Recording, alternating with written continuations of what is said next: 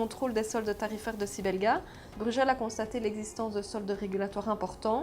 Qu'en est-il et comment ces soldes seront réaffectés?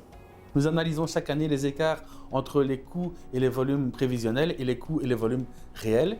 Le contrôle ex post est également l'occasion pour Brugel de poser un certain nombre de questions aux gestionnaires de réseau, d'une part pour diminuer la symétrie d'information et d'autre part pour permettre de juger du caractère raisonnable ou non de certains coûts. Brugel a la possibilité de rejeter certains coûts qui ne devraient par exemple pas être couverts par les tarifs de distribution.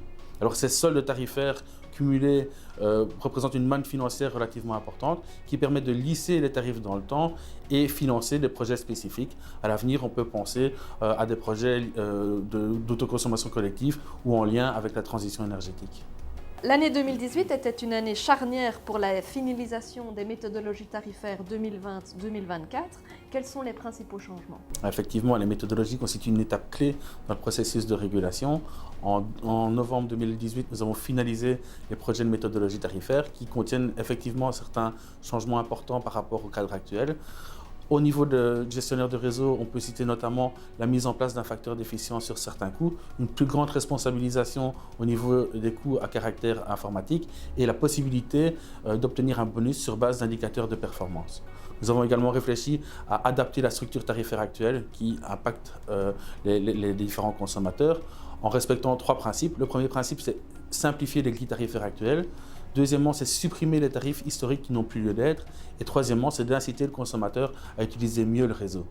Notamment en basse tension, nous avons mis en place une composante capacitaire. Ça veut dire qu'à l'avenir, le consommateur paiera une partie de ses tarifs de distribution, non plus sur les kilowattheures consommés, mais sur base de la puissance mise à disposition. En 2018, Brugel a procédé à l'établissement du coût vérité de l'eau. Qu'avez-vous observé?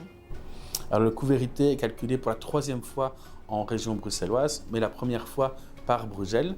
Alors, le coût vérité se calcule en compilant par activité les coûts reportés par les différents acteurs. Donc il n'y a pas de lien direct entre le coût vérité et les prix actuellement pratiqués. Alors à l'avenir, ça sera plus vrai, puisque les tarifs seront fixés sur base de la méthodologie qui prévoira une projection des différents coûts. Alors ce qu'on a observé, c'est que les recettes actuelles permettent effectivement de supporter les charges des opérateurs et du secteur de l'eau, mais ne permettent pas de financer le besoin d'investissement futur. Alors en 2018, nous avons continué à entretenir un dialogue constructif avec les différents acteurs pour établir les premiers jalons de la méthodologie qui devraient être finalisés en novembre 2019.